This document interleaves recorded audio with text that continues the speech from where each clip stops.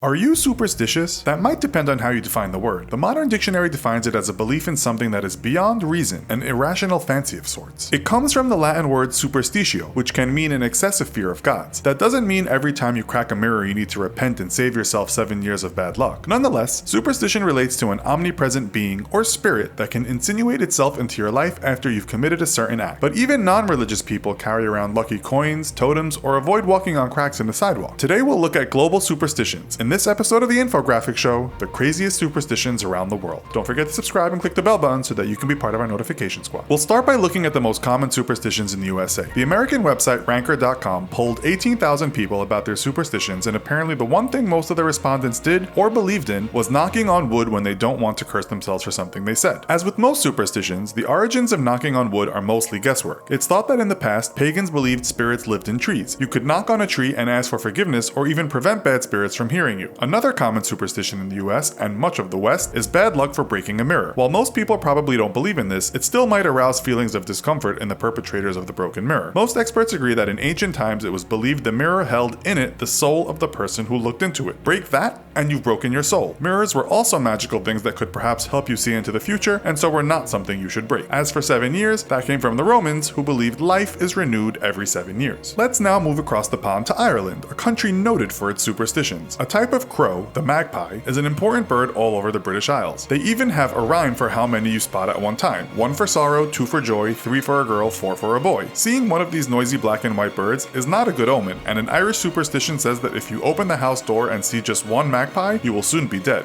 A curse similar to watching that film in the movie The Ring, but before TVs and whatnot. Apparently the birds were related to witchcraft in the past, which may have come from their habit of stealing shiny things and eating other birds' eggs. If you want good luck in Ireland, just find a 4-leaf clover, and if you see a solitary magpie while looking in the field, say, "Hello, Mr. Magpie," and you won't get cursed apparently. Incidentally, in China the magpie is a good fortune bird, and also in South Korea where it's the national bird. Sticking with Asia, let's have a look at Japan, a country fond of creating chilling ghost stories. Most cultures have death-related superstitions, but horror-laden Japan excels at creating deathly curses. Rather than explain each, we'll tell you what you can do in Japan if you want instant death. Write your name in red ink, or if you want someone else to die quickly, write their name in red ink. Children shouldn't clip their nails at night, lest they want to die before their parents do. 2 more things you shouldn't do is sleeping with your head facing north, that's how the dead are laid to rest, and if you ever see a hearse in Japan, just be sure to hide your thumbs. If you don't, your mom and dad will soon meet the Grim Reaper. Moving east to Russia, we found that a survey taken by the Levada Center in 2013 tells us that the Russians are a superstitious lot. According to the poll, 52% of Russians believe in omens, prophetic dreams, and astrology. One thing you shouldn't do in Russia is give someone a bouquet of flowers with an even number of flowers in it. According to the English language weekly The Moscow Times, even numbers are reserved for funerals, and so giving someone 10 roses is cursing them. Now you know what not to do on a date in Russia. The website understandingrussia.com says it's common for Russians to observe superstitions, and dropping things features heavily. Drop a glass, and if it smashes, someone will wish you good luck. Drop a fork or a knife, and a mysterious man will visit your house. If it's a spoon, an unexpected woman will arrive. Another thing you should not do is shake hands over a threshold. That will bring bad spirits to your house. Speaking of houses and spirits, if you visit the Southeast Asian countries of Thailand, Burma, Cambodia, or Laos, you'll find outside almost every house, office, hotel, or building in general, a spirit house. What's more surprising to visitors to those countries is that every day locals will ply the spirit house with a snack and a drink. That is often a bottle of soda, fruit, and some rice and meat. Just about all people do this as the spirits need a place to stay, and of course they require something to eat and drink. This is a really superstitious part of the world, and superstition affects all walks of life. Throughout the year in Thailand, there are news reports about people queuing up to worship strange shaped fruit. They might even sometimes pay to sit in front of the fruit as it's apparently auspicious. Often the superstitious locals ask the fruit for the next day's lottery numbers. Another superstition religiously followed in Thailand is that it's bad luck to get your hair cut on a Wednesday. In fact, almost all barbers and salons in the country are closed on Wednesdays. Some people believe it's because that's the day kings would choose to get their hair done, and so commoners had no right to do the same. Keeping with the hair issue, in parts of Africa, people believe that cutting a baby's hair before it reaches the age of 1 is bad luck. It might also mean that the child's hair will never grow properly. Maybe the most amusing African superstition we came across is that pregnant women should never visit a zoo. The reason? Because if you do, the baby will end up looking like one of the animals. Another way to apparently look and even act like an animal in Africa is when you eat goat's meat in Rwanda. An old wives' tale says that if women do that, they'll grow a beard and start acting stubborn. While most superstitions are strange, some are stranger than others and sometimes not easy to avoid. The sunny parts of Europe have lots of them. Take for instance in Italy and Portugal where you shouldn't walk backwards. Do so, and apparently the next thing you know is the devil will be dancing on your back. Another one that would be easy to slip up on is chewing gum in Turkey after it gets dark. The Turks apparently don't do this, as the gum will represent dead flesh, and for all intents and purposes, you will become a zombie for the night. While this sounds crazy, expat-focused websites in Turkey say it's true. If it's easy to get bad luck in some places, it's also easy to get some good luck. Across from Turkey and Greece, one superstition taken seriously is spitting on people to give them good fortune. This might happen at a wedding to give good luck to the couple, as seen in the movie My Big Fat Greek Wedding. One blogger who grew up in Greece writes, "I was last spit on when a family friend was telling me of a local girl who had ended up marrying a not so handsome or affable man. Apparently by spitting on her, the friend made sure that wouldn't happen to her. Thankfully, the spitters are generally releasing more noise than phlegm." So there you go. These are some of the wacky things we believe in around the world. Are you superstitious? If so, how? What's the strangest superstitions you've seen being upheld? Let us know in the comments. Also, be sure to check out our other video called 10 Ways the Government is Spying on You. Thanks for watching, and as always, don't forget to like, share, and subscribe. See you next time!